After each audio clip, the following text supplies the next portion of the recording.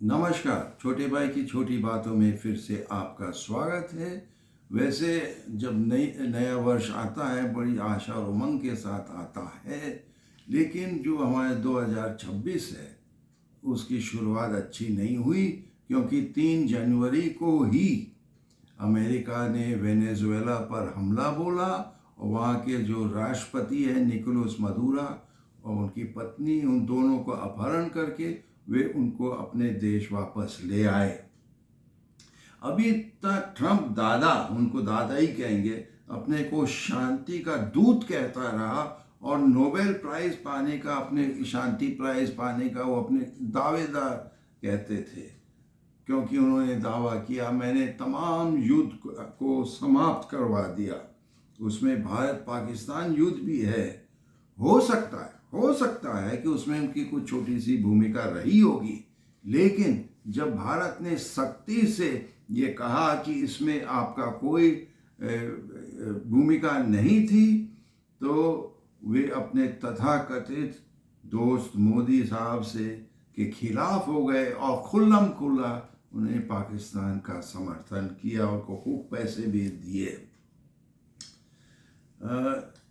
इस पर हम एक हिंदी कहावत को सुना सकते हैं, क्योंकि उन्होंने अपना तेवर और तख्त हो गया है। वो हम इसको कह सकते हैं, खिसियाए बिल्ली खम्बा नोचे। खिसियाए बिल्ली खम्बा नोचे क्यों? क्योंकि उनको लगा कि हमको तिरस्कृत किया गया है, इसलिए वो खिसिया गए। और दूसरी तरफ हमने देखा उन्हीं के अपने देश में उनकी लोकप्रियता घटने लगी, और जो एप्स्टीन फाइल्स थे, जो यौन उत्पीड़न का था लड़कियों के साथ, वो उसका भी खुलासा होने लगा। उनके सिंहासन डावाडोल होने लगा। और इतिहास इस बात का गवाह है, जब कभी कोई राजा का सिंहासन डावाडोल होने लगता है तो वो युद्ध पे उतारू होते हैं, और ट्रंप उसमें कोई अलग नहीं है। और इससे उनको दो फायदा होते हैं, ध्यान हट जाता है, जो खतरा है उससे ध्यान हट जाता है, और उनकी लोकप्रियता भी बढ़ जाती है। और लेकिन वेनेजुएला में जो उन्होंने हमला किया, वहाँ कहानी ख़त्म नहीं होती है, क्योंकि उन्होंने कहा ये राष्ट्रीय सुरक्षा के लिए हमने ये कदम उठाया। अब उसके बाद पता चला राष्ट्रीय सुरक्षा से कोई लेना देना नहीं, तेल का भंडार पे उनको अपना कब्जा करना था। और अब संसार को पता लगा है कि वेनेजुएला का सबसे बड़ा तेल का भंडारण है। नतीजा, युद्ध के समय और युद्ध के तुरंत हमला के तुरंत बाद वो अपने सेनाध्यक्षों से कम बात कर रहा है। जो तेल कंपनी के मालिक है उनके साथ रोज उनकी बैठक होती जा रही कि हम इस चीज को कैसे बंदर बाट कर सके। अब उसको चस्का लग गया। अब वेनेजुएला के बाद अब उनकी निगाह ग्रीनलैंड पे आ गया है। वो भी वहां के लिए भी कहता है राष्ट्रीय सुरक्षा के कारण हमको ग्रीनलैंड को भी अपने उसमें वश में लेना है। लेकिन हकीकत ये है कि सुरक्षा वाली बात अलग, वहाँ के जो दुर्लभ खनन है उस पर उनकी निगाह है।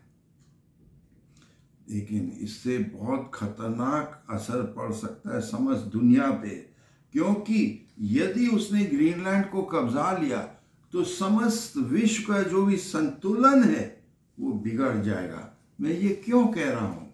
क्योंकि ऐसे करने से जो यूनाइटेड नेशन, संयुक्त राष्ट्र और नेटो, जो वहाँ यूरोप के साथ उनका संबंध है, वो सब टूट जाएगा। और उसके बाद दुनिया में केवल 3 ध्रुव रह जाएंगे, अमेरिका, और क्योंकि यूरोप हट जाएगा, और दूसरी तरफ रूस और चीन। और यदि नेटो टूट गया, यूरोप टूट गया, यूक्रेन का भी सफाया हो जाएगा, उसको कोई रोकने वाला नहीं है। और क्या इसराइल और चीन चुप रहने वाले हैं? वो भी और हमलावर हो जाएंगे, उनको कोई रोकने टोकने वाला नहीं होगा। चीन तो ताइवान पर भी अपना कब्जा जमा सकता है। इन परिस्थितियों में तीसरे विश्व युद्ध की भी संभावना होती है, न्यूक्लियर युद्ध का भी संभावना हो सकता है। और उसमें भला बताओ, फायदा किसी का नहीं, जीत किसी का नहीं, सबका नुकसान, सबका हार होगा। मैंने इस वीडियो का शीर्षक चोर चोर मौसेरे भाई क्यों कहा? क्योंकि अमेरिका, रूस, चीन और इस्राएल, ये चार देश एक ही खेत के मूली है। उनका क्या रवैया होगा? तू यार, तू मेरे तरफ ना देख, मैं क्या कर रहा हूँ, मैं तेरे तरफ नहीं देखूंगा, तू क्या कर रहा है, हम दोनों एक दूसरे की अनदेखी कर लेंगे।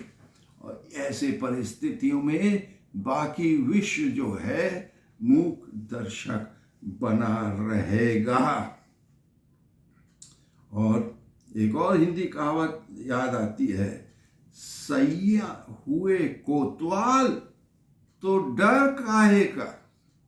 सैया हुए कोतवाल तो डर काहे का, अर्थात जो कानून व्यवस्था के जिम्मेवार है, यदि वो हमारे वश में है तो मुझको पूरी छूट है, जो चाहे मैं कर सकता हूँ। क्या होगा? जंगल राज होगा। जिसकी लाठी उसकी भैंस, माइट इज राइट। बड़ी मछली छोटी मछली को निगल जाएगा, खा जाएगा।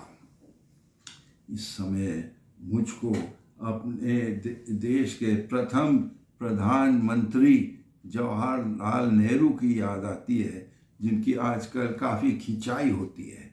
लेकिन जब दूसरा विश्व युद्ध हुआ और विश्व का ध्रुवीकरण हो रहा था, एक तरफ सोवियत और एक तरफ यूएसए, तो उन्होंने बहुत ही दूरदृष्टि के साथ नॉन अलाइंड मूवमेंट नैम की स्थापना की, अर्थात एक निष्पक्ष गुट, दो गुटों में नहीं, एक निष्पक्ष दल को उन्होंने खड़ा किया, जिसको नैम कहते हैं।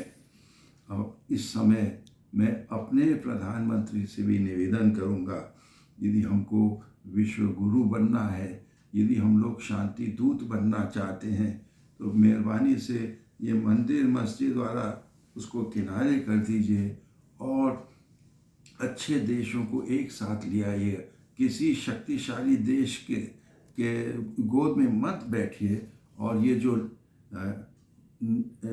निर्गुट ग्रुप है नैम, नॉन अलाइंड मूवमेंट, इसको आप फिर से इसका नेतृत्व करिए, इसका बढ़ावा दीजिए, ताकि हमारे समस्त विश्व में शांति कायम रहे। इसी आशा में मैंने ये वीडियो प्रस्तुत किया है। जो लोग देख रहे हैं, सुन रहे हैं, आप इस पे गंभीरता से विचार करिए और हाँ, हमारे इस चैनल और इस वीडियो को लाइक, सब्सक्राइब और कमेंट शेयर करिए। बहुत बहुत धन्यवाद। जय हिंद।